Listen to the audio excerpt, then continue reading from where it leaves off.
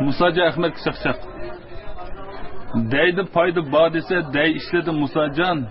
Deyi pul bop ilahim ağız ziyan yetmisun.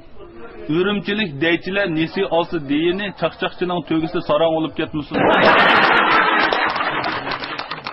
Yesem kamla çakçakның pellisini yaratkan. Şun qeyrip qasımı sorullardan qamaydı. Kelip bir gün Ezrail o alemge çıllasa cahillik yesem kam pul vermesi bağmaydı.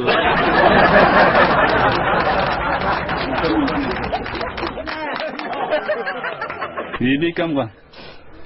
Bizning Çaşmı Çakçakta Yebikamning namı ba. Sorun oynap hamaydı qishda uyda o'tin yo'q.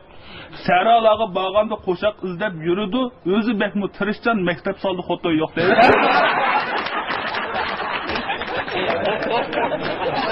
Tudaxunga. O'zi kichik sorunni gepi yomon Tudaxun, so'rilladi shu sabab so'rar jahon Tudaxun. Boyu to'shmay uningki maktablarda o'qolmay, yasli o'qib oxiri diplom olgan Tudaxun. Rahmat.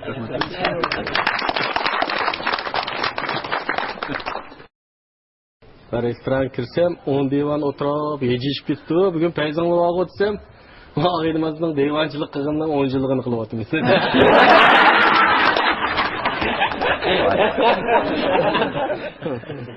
Ma muxtarda bir inimiz var, ona oshxonasi chiqib qoldi-da.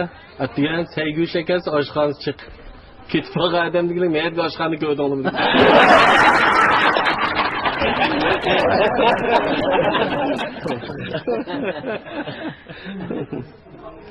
Yolun boyunda bir kovgun pişirildi birisi.